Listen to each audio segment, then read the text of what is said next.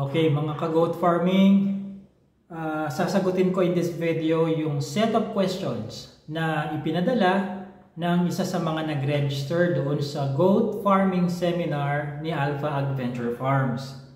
I'd like to mention as well na yung mga chicken farming seminar, goat farming seminar na naka-indicate dyan sa website ni Alpha Adventure Farms are collections of pre-recorded videos. Parang mga video na ganito. No? Nirecord ko yung screen ko habang nagsasalita, nagtuturo. Hindi siya live na online. At hindi rin siya live na face-to-face. Ginawa ko yung ganun yung format kasi minsan, yung mga attendees nagtatanong kung kailan yung exact date and time para makapag-file sila ng vacation leave, no? Para lang makapakinig. So, para wala ng hassle na gano'n, i-record na lang natin. Kasi kung gano'n naman ako katagal magsalita sa live, online man yun o face-to-face, gano'n din katagal yung mga pre-recorded ko eh. Gano'n din, same. The only difference is, pag tinanong nyo ako doon, hindi ako sasagot, recording nga lang yun. And that's the reason kung bakit may kasamang 30-day free technical support via email yung inyong registration doon sa kahit alin sa mga modules na re-registeran ninyo, chicken farming man yan o goat farming seminar. Halimbawa, today, nag-register ka, bilang ka ng 30 days. Within that 30-day period, within that window, you can send all your questions. No? Mapa isang question yan or 101 questions, no questions asked. Basta magtanong ka lang, sasagutin ko siya. And I will personally respond. No? Either sasagutin ko siya through email or by recording a video like this as well. No? So ito yun. Ito ang kanyang tanong. Good day, Sir JC. As a soon-to-be hands-on goat farmer, I prepared 10 questions which I hope I could gain some answers for my additional knowledge. Ipagpaumanhin niyo po yung aking mga katanungan. No, you don't have to apologize. No? Mas gusto ko ngayon may nagtatanong. No? When I was teaching in college, pag hindi nagtatanong yung mga estudyante, boring yun. No? Mas gusto ko yung mas marami pa yung mga tanong kaysa sa mga sinabi ko. Ibig sabihin, they are genuinely interested. No? So, proceed tayo. Number 1, as a starter pack, is 300,000 pesos enough to venture on goat farming with 1 buck Anglo-Nubian at saka 20 native does in a land area smaller than 1 hectare under a semi-intensive management? Hindi naman po ganun kabusisi yung plano ng mga goat houses at facilities, pero hindi rin malas squatter ang dating. Saktong desente lang.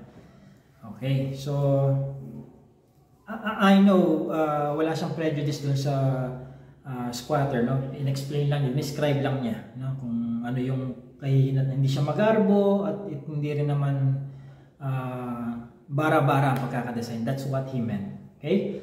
Now, yung 300,000 bang yun, kasama yung mga presyo ng mga kambing doon, pambili ng kambing, pagpapatayo na ng goat house, at saka mga binhi ng pagpapatanim ng pagkain nila like forages like napier, para ano na lang, cost-effective napier, wag na mais. Kasi ang mais isang tanim, isang harvest. Unlike super napier, pak chong, kahit 5 taon nagre-regrowth pa rin yan. No? Fertilizer na lang at patubig talaga ang input cost mo doon pagka after mag-harvest. Now, to give you an idea, doon sa isa naming goat house na 72 square meters yun yung area niya, floor area, 72 square meters. About 4 years ago na to, ginastos nun 350,000. Goat house pa lang yun. Wala pang kambing. Wala pang tanim. Literal na bahay pa lang siya. Okay? So, ang materials na ginamit ko naman kasi noon ay kahoy, long span ng yero, virgin white plastic matting, yung pinakamahal na klase ng plastic matting yon. Yun ang ginamit ko. Pero in your case, kung meron kayong sariling tanim na kawayan, medyo may malaking tipid kayo. No? Sa akin kasi, konting diferensya na lang idadagdag kung magkakawayan ako. Binibili kasi ang kawayan dito, wala akong sariling tanim na kawayan. Matrabaho pati, no?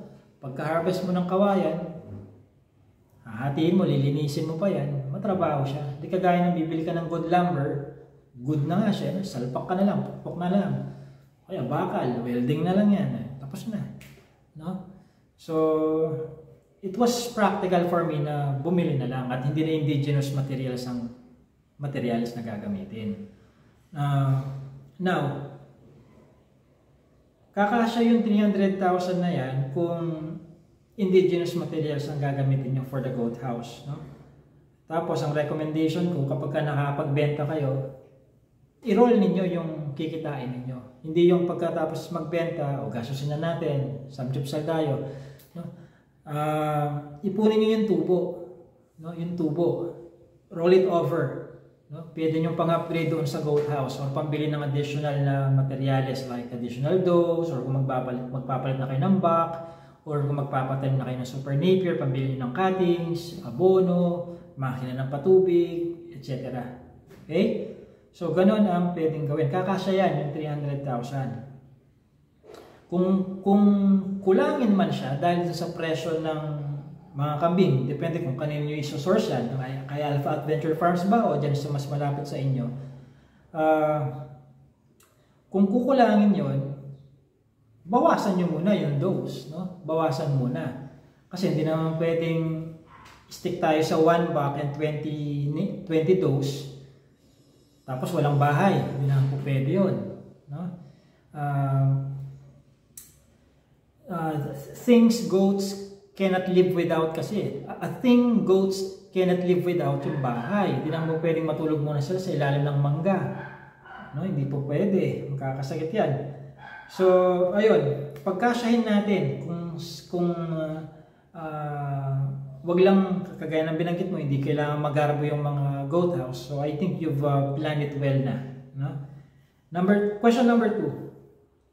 Just to give myself an advanced idea sa papasuking venture na ito, can you please indicate the usual price tags of the following in the event na ako naman po yung magbenta?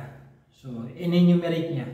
Pure Anglo-Nubian buck and doeling, F1, first filial generation yon, buck and doeling, buckling doeling. Second filial generation, F2, F3, tsaka yung Boer buck and doeling. Okay, get to the recommendation ko, no? I know, magiging madali kung sasabihin ko na, ito presyo, 25,000, 30,000, 35, 40, 70, mas madali yun. Pero, mali yun. Bakit? Kasi, sa paglalagay ng price tag sa kahit na anong produkto, no? Whether walis tingting yan, daspan, posporo, seminar, may mga tawag dito, may mga parte ng equation yan, no? Na kung paano ka nag-arrive sa price tag na yon, no? Hindi mo siya nilapatan ng mga numero dahil ay cute tong mga numbers na to, lagyan natin dyan 100k, cute ang 100k. Hindi ganon. Kaya ka nag-arrive sa 100k dahil sa listahan mo ito halaga na expenses mo, no? 70k. At nag-arrive ka sa 100k dahil ang tubong gusto mo ay magkano? 30,000, no? So 70k expenses, ilalabas mo expenses mo sa price tag mo di ba? Tapos yung tubo mo, yung which is your profit, no?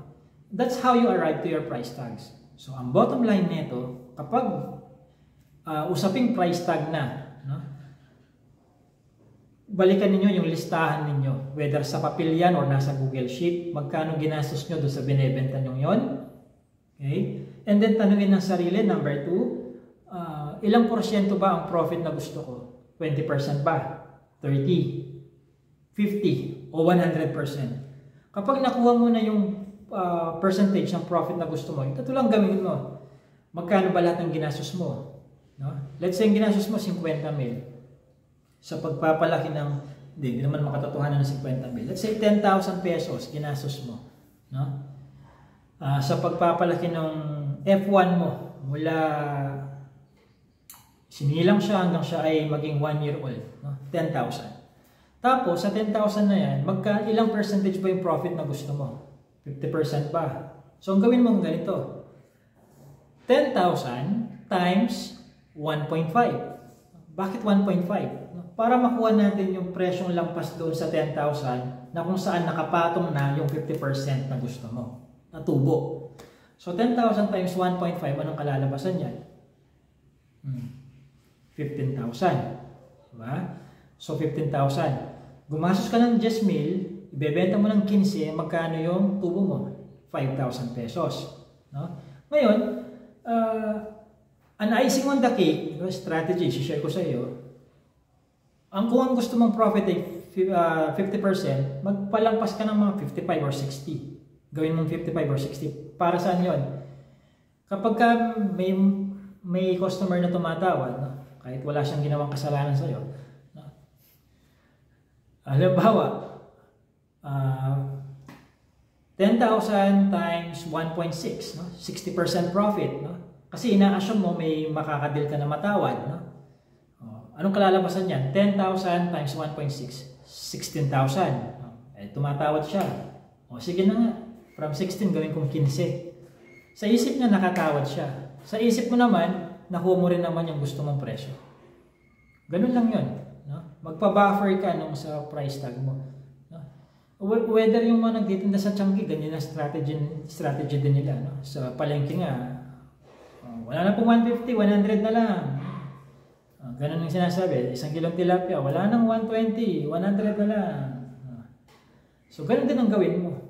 Okay? So, hindi ako magbabanggit ng, ito, presyo ng Anglo-Nubian Back, ito, presyo ng F1. Kasi hindi ko naman alam ano yung mga gagastosin mo o ginastos mo na dyan. At hindi ko rin alam kung ano yung profit margin na makakapagpangiti sa'yo. Baka mamaya sinabi ko yung ganitong presyo, ako lang palang masaya doon, ikaw malungkot dahil kulang. No? 5% lang pala tinubo mo. No? So, ganun. Mag-compute po tayo. Okay?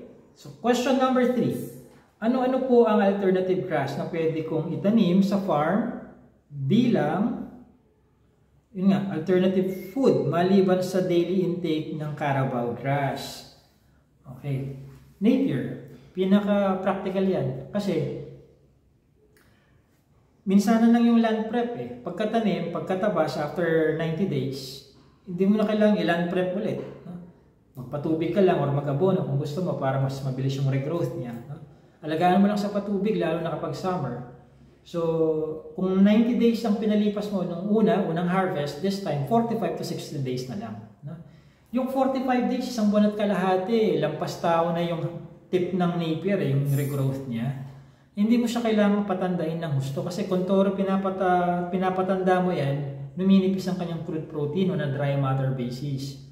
No? Tsaka masyadong nababawasan yung kanyang moisture. No?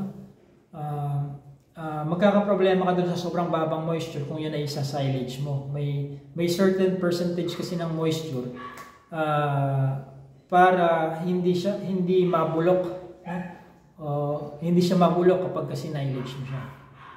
So, ayan, napier, pwede mo yan. Pero depende kung ano yung priority mo. Priority mo ba yung makatipid ka sa pagkain ng kambing, pero hindi naman sa paraang sobrang tipid doon sa nutritional value? O yung priority mo is yung nutritional value? Kung priority mo ay nutritional value, mas maganda ang itanim mo ay mais. Yun nga lang, panibagong land prep ka pagka-harvest niya ng mais na yan. Okay? So, nasa sa'yo. Nutrition ba? Mais. Tipid ba na hindi naman sobrang tinipid sa nutrition? Napier. Pwede rin ng Guatemala. No? May bago akong fodder crop na yan. No? Fodder crop. F-O-D-D-E-R. Which is Guatemala. Ilalagay ko rin sa description ng video yung link para doon. Or pwede kang rumekta dun sa website ni Alpha Adventure Farms. Kagaya nito. Okay, silipin ko nga. Okay, punta ka sa alphaadventure.com. Pagka-load ng website, i-click mo yung feeds. Pagkatapos punta ka doon sa forages and legumes. Nandun. May Napier, may Guatemala, may Madre de Agua, Indigofera, Mulberry, Flemingia, Rensoni. Lahat ng mga binanggit ko pwede. Pero ang gawin mo mas marami is yung Napier o kaya yung Guatemala. And then sa paligid na lang, mga pilapil, sa bakuran mo, yung Madre de Agua, Indigo Fera, Mulberry, Flamingia, at Rensoni. Yung sa Mulberry, kahit yung native Mulberry na lang natin, wag na yung Illinois variety kasi mas mahal ang mga yan. Okay? So, yun ang pagkain na pwede mong itanim. Tinuro ko yan, yung Napier, paano mag-ano, diba? Tsaka yung pagsa-silage, corn silage, tinuro ko din yan. Sa Module 1 ng Goat Farming Seminar na nakwento ko yan, na-discuss ko. Number 4, magkano po ang usual rate or arrangements ng stud service ng Anglo-Nubian buck? Just in case may magsadya sa farm at ito yung pakay. O pwede mong kopyahin, no? I-pattern doon sa stud service na Alpha Adventure Farms. No? Punta ka lang sa website alphaadventure.com. And then services, click mo yung goat stud. Basahin mo na lang doon kung ano yung mga sinulat kong inclusions doon. Pwede mong gayahin doon. Wala namang problema doon. Okay? So, number 5. Sa animal transport, paano po pagpaprocess nito? May mga documents ba itong kasama? Naka-cage po ba dapat? Halimbawa, Luzon to Leyte, sa bus ba ito isasakay? Hindi tatanggapin ng waybill yung buhay. No? Kung halimbawa karne ng kambing yan, karne ng manok, or itlog, pwede. Pero yung buhay siya, hindi nila tatanggapin. No? Tapos, kailangan mo ng documents. No? Kasi, pagka nagkaroon ng quarantine dyan, dahil may issue ng ninakaw na mga kambing, wala kang may ipakita saan galing yung mga kambing. No? May iiwan sa checkpoint yan. So, kailangan may documents ka. Dito nga sa amin, pagbaka, no? Maliban na sa farm certificate, kung wala mang farm certificate yan, at least sa barangay, kasulatan. No? Mas maganda, i-video mo pa yung may-ari talaga kung ano yung binili. Katunayan na ipinasa sa iyo. At hindi mo siya tinanggalan ng tali dyan sa gilid-gilid at inuwi mo. No? So, kailangan secure mo din. Okay, so may mga documents yan. Ang suggestion ko ay mag-hire ka ng mga animal transporters na bihasa na, may experience na sa ganyan. Alam na nila kung anong mga documentos ang kailangan, alam na nila kung ano yung mga dapat mayroon sila bago nila ilarga ang mga kambing papunta sa buyer, para hindi na ikaw ang mag-discover sa mga yan from scratch. No? Shortcutin natin, may paraan naman mga animal transporters. Kagaya kay Alpha Adventure Farms, kapag may ipapadeliver kayong manok or kambing or any animal na meron kami, animal transporter ang tinatawagan ko. No? Tinatanong ko kung kaya mo bang i-ship ito sa Leyte. Lampas Luzon na yan. Ano bang mga requirements? Gusto ko ikaw na maglakad ng veterinary health certificate. Gusto ko kasama na ibabayad ko sa iyo yung travel permit. Ikaw na bahala. Basta manok ay sasakay mo, ikaw na bahala. Magkano? Ganun lang ang usapan. Okay? So, next. Paano naman po kung may sariling sasakyan, Luzon to Leyte? Need pa ba ng mga document, clearances, etc. Tatawid din ng barko sa Matnog. So, ganun din. Kahit whether sarili mo sasakyan yan or sasakyan ng third-party service provider, may documents pa rin na kailangan. So, next question. In the event na nanganak ang isang inahin at ayaw magpadede, ano pong gatas ang dapat itimpla para sa bagong anak hanggang tuluyan maging dependent na sa grass? So, marami tayong mga milk replacers na tinatawag. No? Pwede kayong bumili kay Alpha Adventure Farms din noon. Papaship namin sa inyo. So, maraming brand dyan, no? Milk replacer. Tapos nandun na sa mismong sachet, sa pakete, lalagyan na ng gatas. Kung gaano karami, gaano kadalas mong padedehin ng kid, no? At ilang ml na tubig ang para sa ilang grams or scoop na gatas na yun. Okay? Ayun. Ano pa? By the way, kapag may inahin kayong ayaw magpadede, i-record nyo dapat yan. Bigyan nyo siya ng isa pang chance, isa pang parturition, or isa pang panganganak na chance. Kapag inulit niya, ganun siya, pangit yung mothering instincts niya. Consider it for culling. Kasi ayaw niya naman na sa buong buhay niya, inaabala niya kayo. Diba? Extra gastos ang pagbili ng milk replacer. O tapos mapupuyat ka pa. No? Hindi naman po pwedeng padedehin mo lang kung kailan ka gising.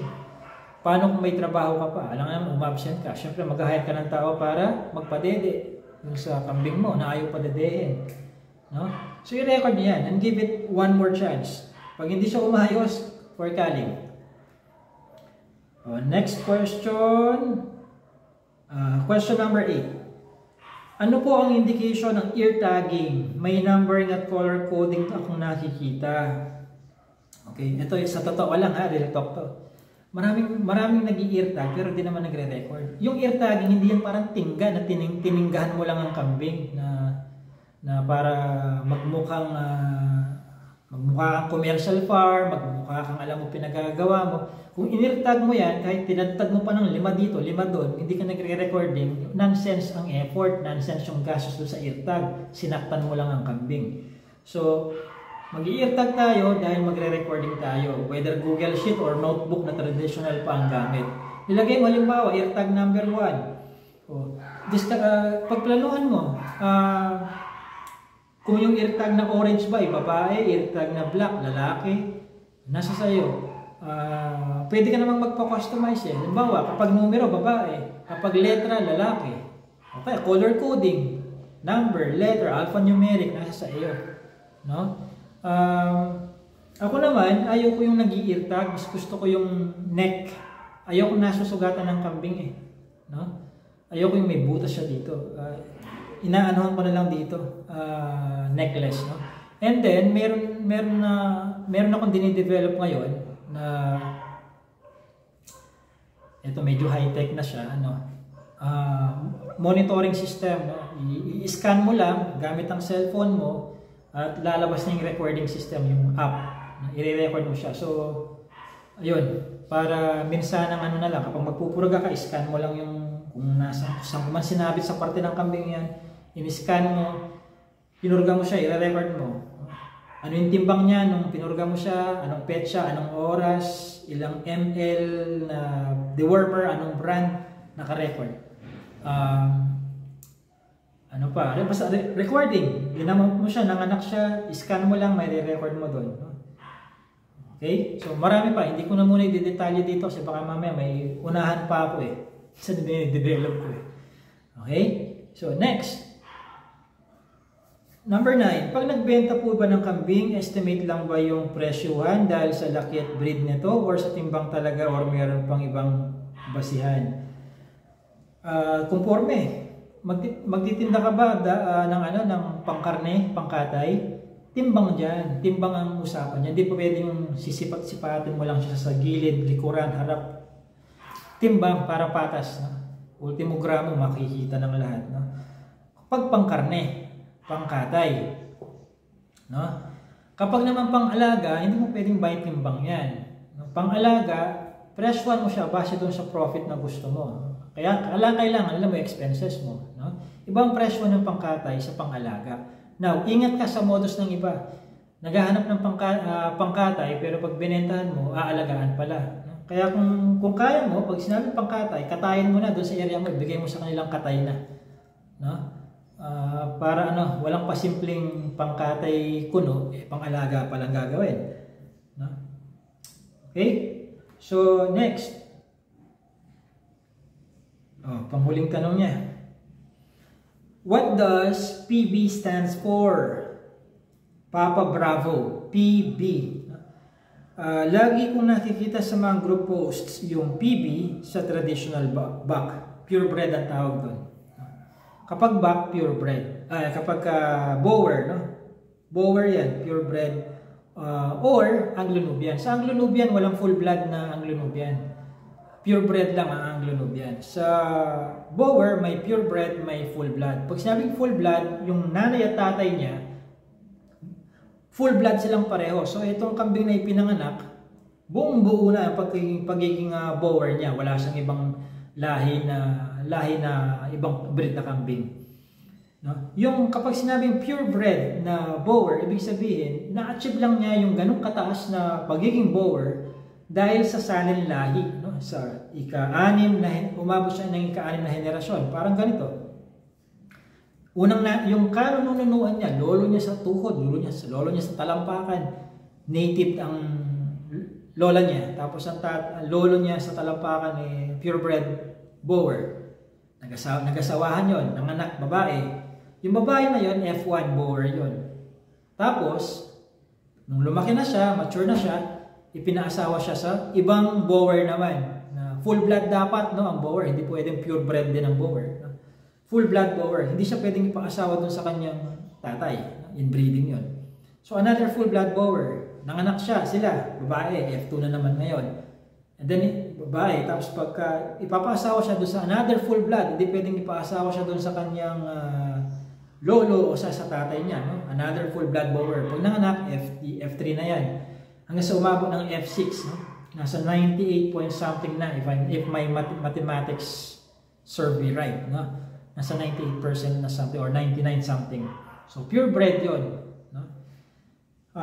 Still hindi pa rin siya puro, no? Kasi hindi mo ma-achieve through filial generations yung 100% talaga, no?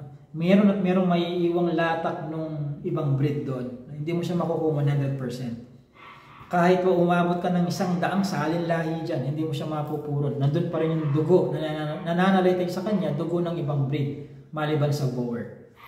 Okay? So maraming salamat Sir JC, mabuhay po. Okay, thank you din sa pagtatanong, pag-submit ng mga questions na to. It goes to show that you are genuinely interested sa goat farming venture na pinasukan mo. So sa mga nag-register din sa mga mapa chicken farming, goat farming man yan, padala nyo ang mga questions ninyo at sasagutin ko either through email or through video like this, and I'll upload it sa YouTube channel para pwede yung balik-balikan at yung ibang followers makinabang din sa Q&A natin. So nasa description ng video lahat ng links sa seminar, mga gamot, etc. This has been JC De Guzman of Alpha Adventure Farms.